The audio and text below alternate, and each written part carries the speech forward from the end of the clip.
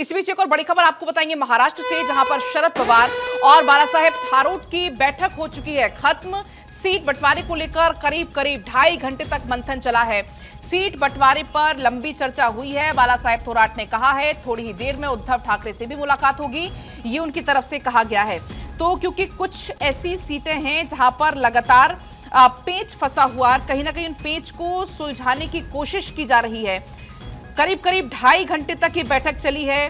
क्या इस बैठक के बाद पेच जो फंसे हुए थे उनको सुलझा लिया जाएगा? महाविकास अघाड़ी में क्या सीटों पर बात बन जाएगी? क्योंकि शरद पवार और कांग्रेस नेता बालासाहेब थोराट की ये मुलाकात हुई है। कई मायनों में इस मुलाकात को खास माना जा रहा है, क्योंकि अब नजरें टिकी हुई हैं सीट बंटवारे पर। क्या कुछ समीकरण बैठाए जाते हैं, ये देखना होगा।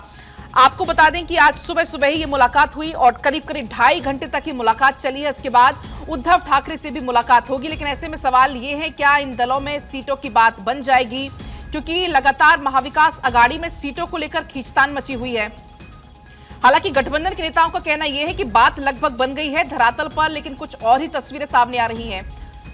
और इसी बीच सत्यप्रकाश जुड़ गए हैं फोन लाइन पर।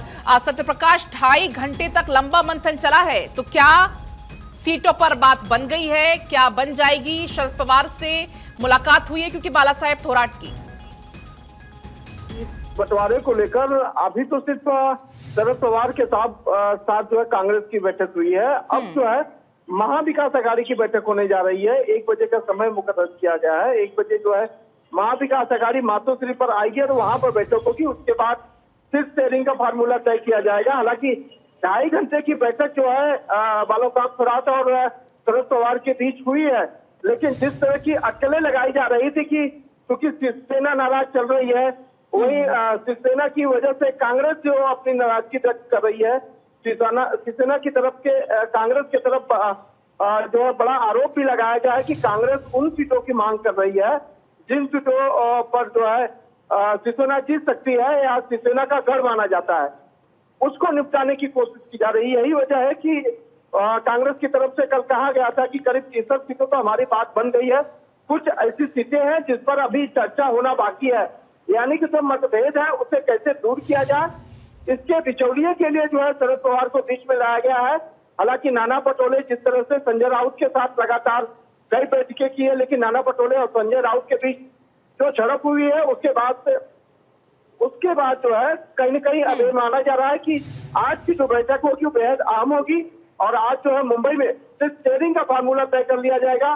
शाम होते होते ये जरूर निष्कर्ष निकल पाएगा कि आखिरकार कौन कितनी सीटों पर चुनाव लड़ेगा, कौन कहां से चुनाव लड़ेगा। सत्यप्रकाश, तो क्या एमवीए में सीटों का विवाद है वो बालासाहेब थोराट सुलझा लेंगे? क्योंकि बड़ी जिम्मेदारी कांग्रेस आलाकमान ने दे दी है, क्योंकि पहले शरद पवार से मुलाकात हुई और अब उद्धव से मुलाकात करनी है उनको। बिल्कुल, देखिए सीट शेयरिंग फार्मूले को लेकर एमवीए की जितनी भी बैठक हुई है उस सभी बैठक में नाना पटोले ने लीड किया है। नाना पटोले कांग्रेस महाराष्ट्र प्रदेश अध्यक्ष है, लेकिन चूंकि शिवसेना की तरफ से लगातार दबाव बनाया गया, नाना पटोले ने उसका जवाब देने की कोशिश की। उसको लेकर कहीं से शिवसेना नाराज हो गई। अब शिवसेना की तरफ से जब नाराजगी व्यक्त की गई तो नाना पटोले को साइड करके बालासाहेब थोराट को यह जिम्मेदारी दी गई और बालासाहेब थोराट से कहा गया कि आप पहले शरद पवार से मुलाकात कीजिए, उसके बाद जो है एमवीए के सभी घटक दलों के साथ बैठक कीजिए और फाइनली जो सीट शेयरिंग का फार्मूला उसे जल्द से जल्द निपटाने की कोशिश कीजिए। हालांकि कांग्रेस के आलाकमान ने बालासाहेब थोराट को इंस्ट्रक्शन दे दिया है कि किस तरह से चुनावी रणनीति बनाना है, कहां से चुनाव लड़ना, किन सीटों पर हमारी पकड़ रहेगी और किन सीटों को शिवसेना को दे देना है। तो ये आखिरी मुलाकात होगी, आखिरी बैठक होगी जब आज एमवीए की बैठक होगी और सीट शेयरिंग का फार्मूला तय कर लिया जाएगा। ठीक है, बहुत शुक्रिया आपका तमाम जानकारी के लिए सत्यप्रकाश।